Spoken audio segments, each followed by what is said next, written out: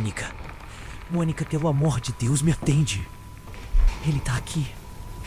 Eu tranquei a porta do quarto, mas consigo ouvir. Você tá ouvindo isso? É o cavalo. O cavalo preto do seu sonho. Ele tá no corredor do motel. O chifre. Eu vi o reflexo dele no olho mágico. É um chifre de osso, Mônica. Ele tá batendo na porta. Você me deu pra ele! Você me entregou, sua... Mônica, sua vagabunda! O que vocês acabaram de ouvir é o último registro de Renan Bastos, desaparecido há 2 anos. A única pista? Uma mulher, chamada Mônica. Uma mulher que, em troca de poder, fez um pacto com uma entidade ancestral. Hoje, vamos mergulhar na história dela. Na história do demônio que cavalga um unicórnio negro e não se alimenta de almas, mas do prazer que precede a morte. Este é o canal Pesadelos da Vida Real. Porque o pior tipo de medo é aquele que pode acontecer com você.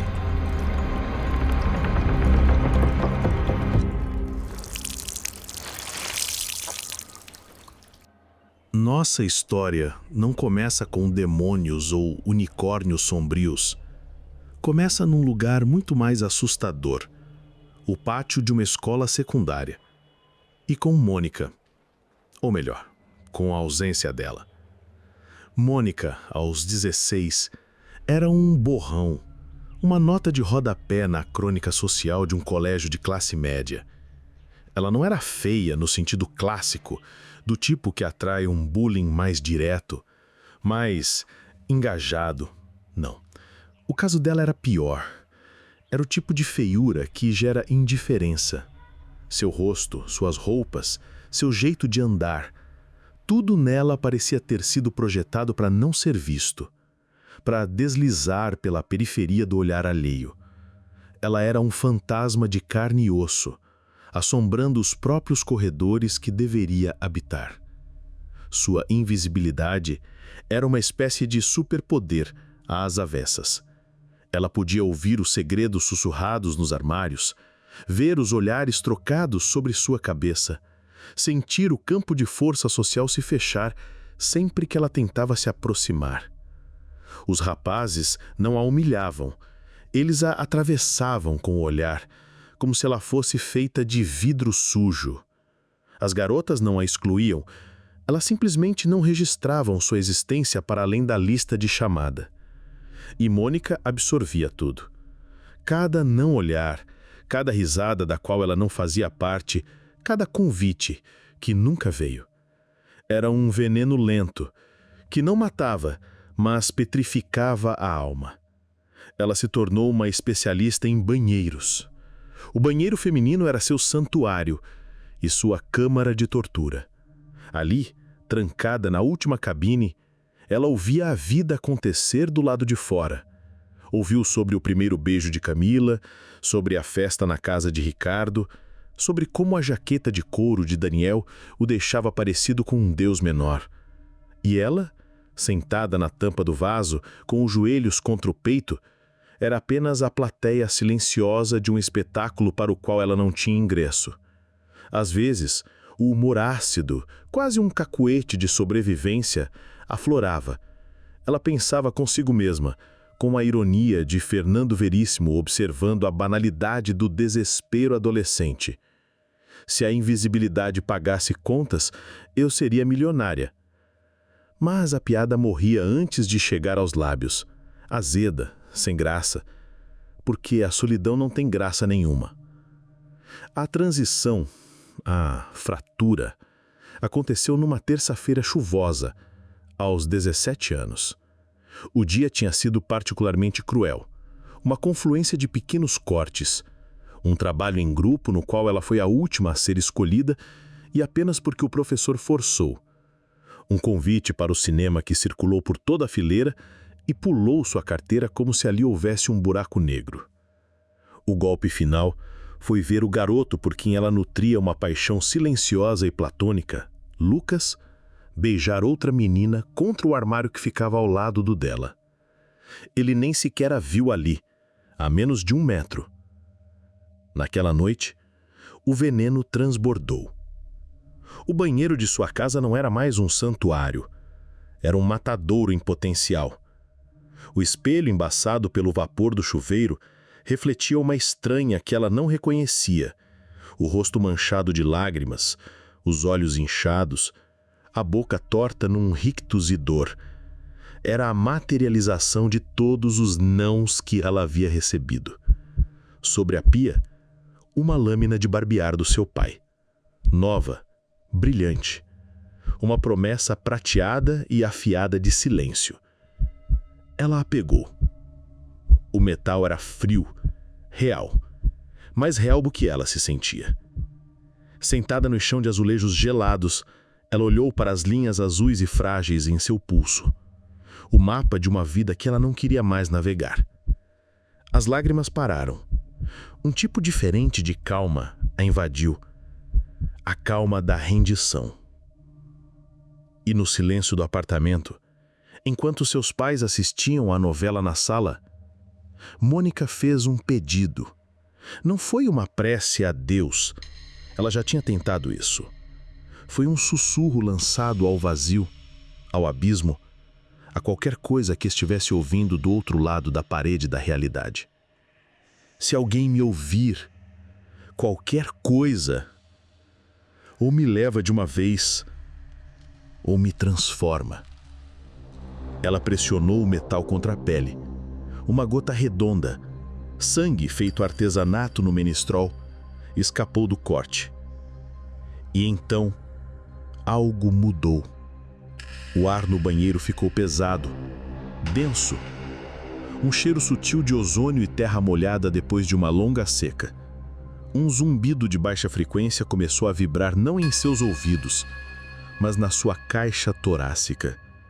O medo, um medo primordial e gelado, superou o desespero.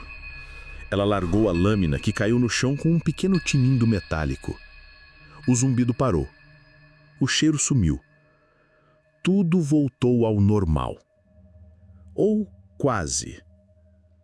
Naquela noite, Mônica sonhou.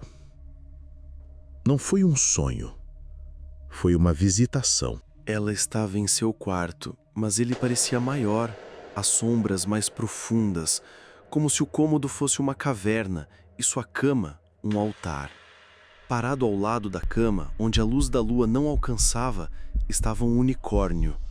Mas não era a criatura dos contos de fadas. Era uma besta magnífica e aterradora. Sua pelagem era negra como o petróleo, absorvendo a luz. A crina e a cauda eram fios de fumaça solidificada. Das narinas saía um vapor sutil, e seus cascos não eram de marfim, mas de obsidiana polida. E o chifre. O chifre era a antítese da pureza. Era uma espiral de osso queimado, negro e cinzento, que parecia pulsar com uma luz interna e doentia.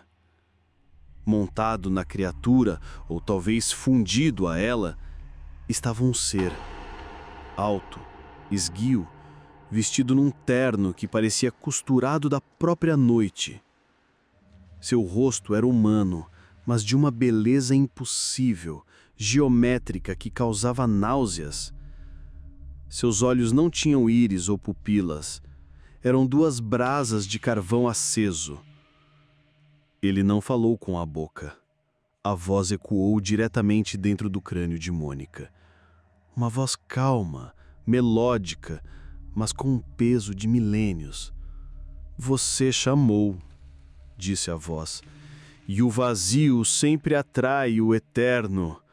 Você não é fraca, criança, só está vazia. E corpos vazios são os melhores recipientes."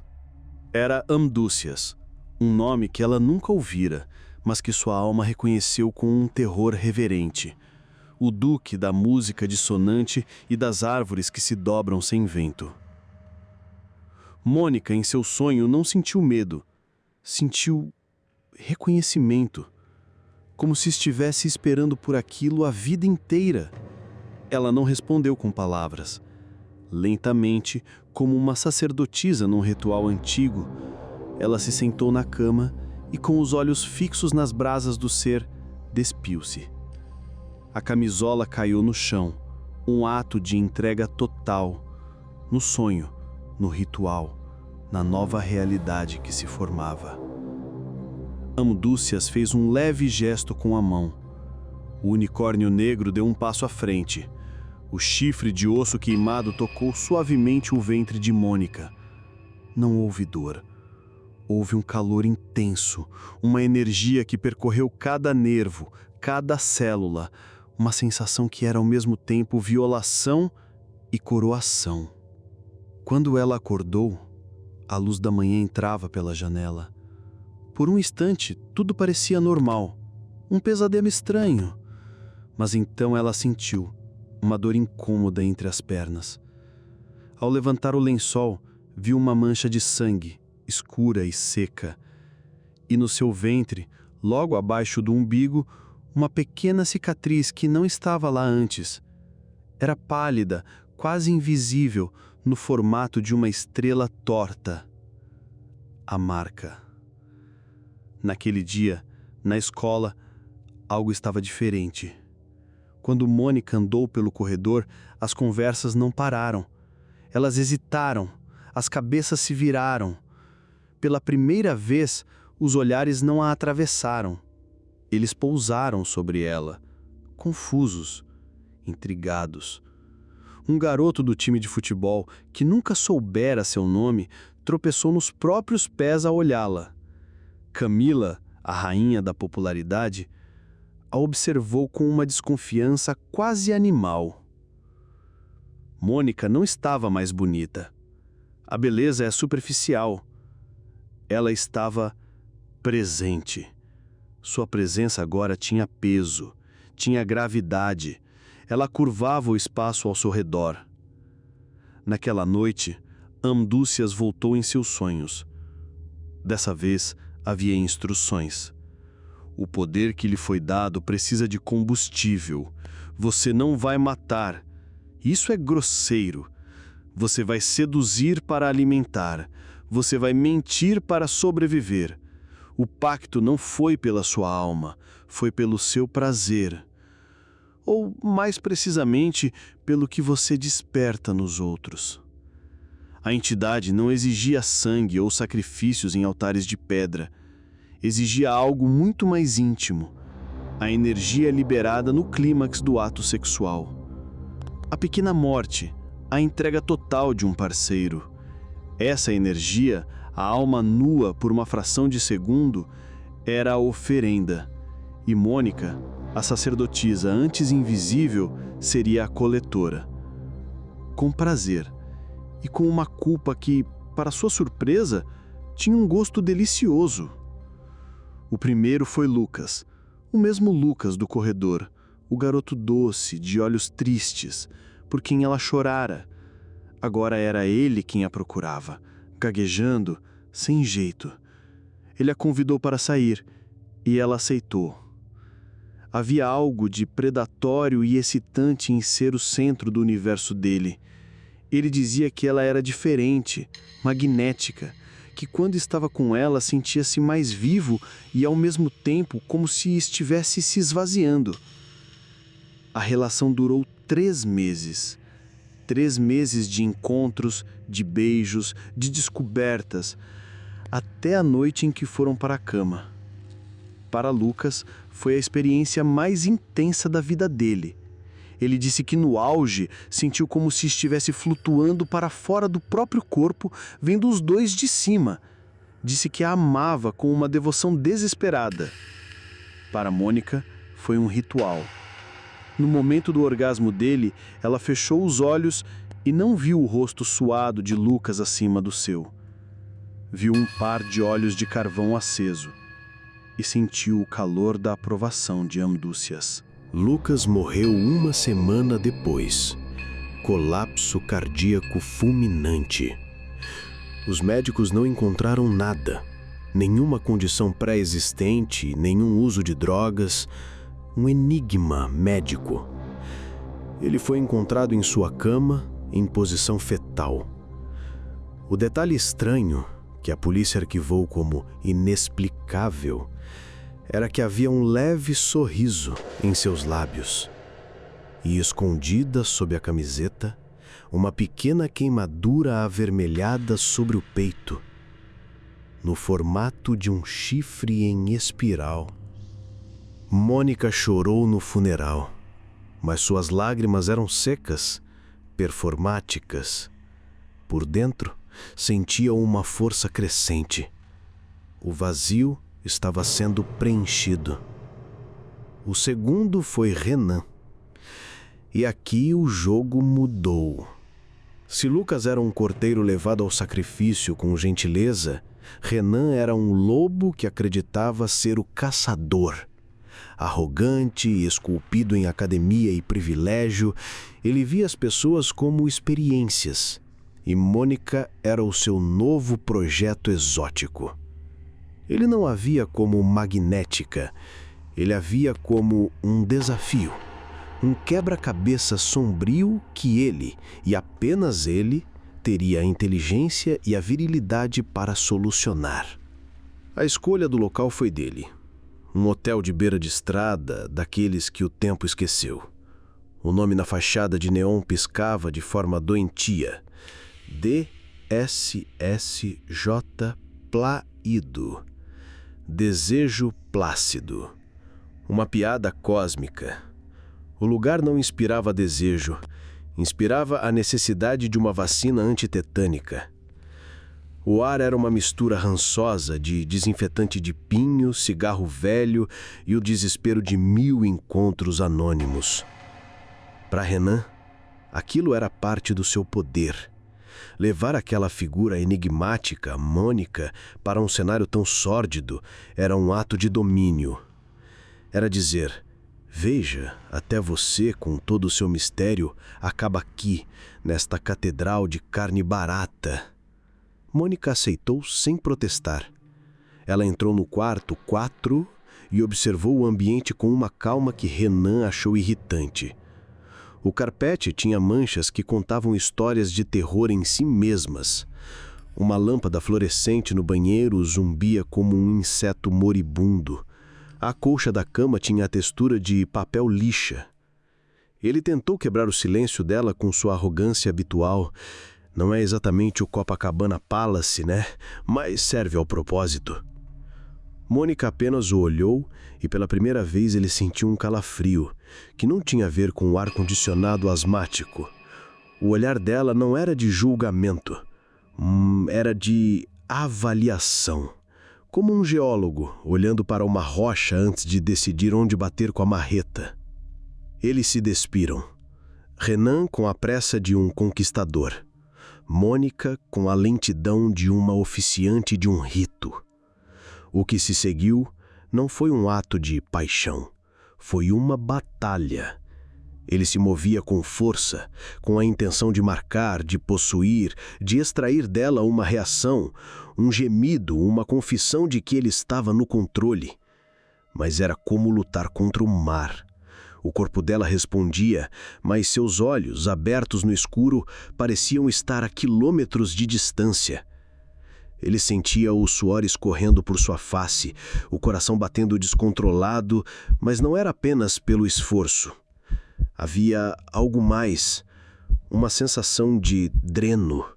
A cada movimento ele não sentia que estava tomando prazer, mas que algo estava sendo tomado dele. Uma energia vital, uma voltagem interna que o deixava cada vez mais fraco, mais oco. O prazer era agudo, sim, mas tinha um tom metálico. Como chupar uma bateria, ele estava se esvaziando dentro dela. No clímax, ele gritou, um som animalesco de esforço e de uma estranha e súbita agonia. Por uma fração de segundo, a imagem no cérebro dele não era de Mônica. Era um flash de um campo escuro sob uma lua doentia e a silhueta de algo alto e com um chifre observando. Quando tudo acabou, ele desabou sobre ela, ofegante e exausto como nunca antes. O silêncio que se instalou no quarto era diferente agora. Era pesado, denso, frio. Foi então que Renan percebeu. O zumbido da lâmpada do banheiro havia parado. O único som era o gotejar da torneira, cada gota caindo na pia de louça rachada como uma contagem regressiva. E estava frio, um frio anormal que arrepiava a pele suada. "Desliga esse ar", ele murmurou, a voz rouca. "O ar não está ligado", respondeu Mônica, debaixo dele. Sua voz era perfeitamente calma. Ele rolou para o lado, o corpo pesado como chumbo. E foi quando viu.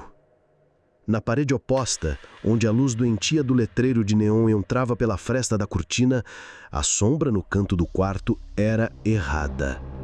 Era muito escura. Uma escuridão que parecia ativa, tridimensional. Ela não estava apenas ali, ela se acumulava, se adensava, como se o próprio vazio estivesse se dobrando sobre si mesmo. "Que porra é essa?", disse Renan, sentando-se. Seu cérebro de executivo tentava encontrar uma explicação lógica. Um defeito na luz, o farol de um carro passando. Mas a sombra começou a tomar forma, lenta, terrivelmente. Primeiro, a silhueta de pernas longas e finas, como as de um aracnídeo, mas eram de um equino. Depois, o corpo de um cavalo, mas a cor não era preta. Era a ausência de cor, uma mancha de vácuo no tecido da realidade. Mônica se sentou na cama, as costas retas, o lençol cobrindo sua nudez. Ela não olhava para a sombra, olhava para Renan. E havia um leve, quase imperceptível sorriso em seus lábios. Renan sentiu o ácido do pânico subir pela garganta. "Mônica, o que é aquilo?" A cabeça da criatura se virou na direção deles. Não tinha olhos, apenas duas cavidades que pareciam olhar diretamente para a alma dele. E então, o chifre. Uma espiral de osso queimado que parecia sugar a pouca luz do ambiente, projetando uma antissombra. Uma área de palidez ainda mais perturbadora ao seu redor. Um som começou, não no quarto, mas dentro da cabeça de Renan. Um zumbido baixo, a melodia de um violoncelo tocado com osso de ossos. Dissonante, enlouquecedor. "É o seu sonho", gaguejou Renan, o suor agora gelado. "O cavalo preto do seu sonho." Em cima da criatura, a sombra se adensou ainda mais, formando a figura alta e esguia de um homem. Não era possível ver um rosto, apenas a certeza de uma presença. Uma presença antiga e faminta. "Ele só veio buscar o que é dele", disse Mônica, sua voz suave cortando o zumbido na cabeça de Renan. O seu acordo. O terror absoluto finalmente quebrou a espinha dorsal da arrogância de Renan. Ele gritou, um som agudo e patético, e se arrastou para fora da cama, caindo no chão. Começou a se vestir desajeitadamente, as mãos tremendo tanto que mal conseguia passar as calças. "Você é louca! Você é uma... Ele não conseguia encontrar a palavra. Ele olhou para Mônica, que continuava sentada, impassível, uma rainha em seu trono de sordidez. E ele entendeu. Ela não era a vítima. Ela era a isca. A criatura no canto deu um passo.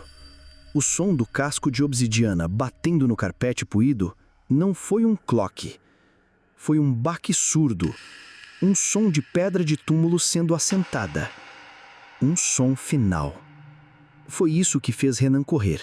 Ele abriu a porta do quarto com um solavanco e disparou pelo corredor externo do motel, uma passarela de concreto manchado sob a luz piscante do letreiro. Ele não olhou para trás, mas sentia. Sentia a perseguição, não com os pés, mas com uma pressão no ar atrás dele, um frio que o acompanhava. Ele chegou ao seu BMW, o símbolo do seu poder agora inútil. Deixou as chaves caírem 2 vezes antes de conseguir abrir a porta. Entrou, ligou o carro e acelerou, os pneus cantando no asfalto. Ele fugiu, mas sabia que não havia para onde ir. Foi por isso que ele não foi para casa. Ele dirigiu sem rumo, o terror se solidificando no peito, até encontrar outro motel, ainda mais decadente. Ele se trancou no quarto, empurrou uma cômoda contra a porta e, no desespero final, pegou o celular. Ele precisava avisar alguém, precisava que alguém soubesse. E, na ironia mais cruel, a única pessoa que veio à sua mente, a única pessoa que entenderia seu terror, era a própria arquiteta dele. Foi quando ele gravou a mensagem que ouvimos, com a voz embargada de pânico, enquanto ouvia o som inconfundível. O som de um casco de pedra batendo ritmicamente na madeira da porta de seu novo refúgio. O som da sua dívida sendo cobrada. Renan desapareceu. A polícia encontrou seu carro abandonado. O celular, com a mensagem de áudio enviada para o número bloqueado de Mônica, foi encontrado no quarto de motel onde ele se escondeu. Não havia sinais de arrombamento. Mas os peritos notaram algo que não constou no relatório oficial, para não gerar pânico ou ridículo. No carpete, do lado de fora da porta quebrada, havia marcas, pegadas de casco, queimadas no tecido sintético e um cheiro persistente de ozônio e fumaça. Mônica continua viva. Ela está nas 30 anos agora, mais poderosa, mais radiante do que nunca. Ela aprendeu a escolher suas oferendas com mais cuidado. Homens que ninguém sentirá falta. Turistas, viajantes, homens cuja solidão os torna presas perfeitas. Ela diz para a única pessoa em quem confia, uma velha leitora de tarô que sabe demais e tem medo de menos, que Amo dos Cias ainda a visita. Sempre na 3ª noite da lua nova. Ele não precisa mais vir em sonhos. Às vezes, ele o vê num reflexo de uma vitrine, montado em seu corcel infernal, observando-a do outro lado da rua. Uma lembrança silenciosa do contrato. O unicórnio negro fica parado, imóvel, exalando seu vapor de fumaça. Apenas esperando. Paciente. Porque a fome do eterno é eterna. Mônica uma vez confessou o segredo do seu poder para a velha vidente, com um sorriso que não alcançava seus olhos. As pessoas acham que o pacto é sobre dor, sobre sangue, sobre a alma. Estão errados. O segredo não é o sangue. É o prazer que você finge que não sente ao ver o outro se quebrar. É essa hóstia profana que ele realmente deseja. Então, da próxima vez que você estiver sozinho num bar e uma mulher incrivelmente magnética, com olhos que parecem saber todos os seus segredos, sorrir para você. Da próxima vez que você sonhar com uma mulher que nunca viu, montada num cavalo escuro com olhos de fogo, não se considere sortudo. Você não foi escolhido por acaso. Você pode ter sido o próximo da lista. Ou pior, a julgar pelo prazer culpado que você sentiu ao ouvir essa história, talvez você já tenha sido entregue. Narrador, voz mais suave e próxima. O terror tem muitas faces. Algumas vivem apenas nas nossas mentes. Outras, talvez andem por aí. Se você já viveu algo que a lógica não explica, se já sentiu uma presença no escuro, ou se tem uma história que arrepia sua própria espinha ao contar, envie-a para nós. O e-mail está na descrição. Este é o canal Pesadelos da Vida Real. Porque o pior tipo de medo é aquele que pode acontecer com você.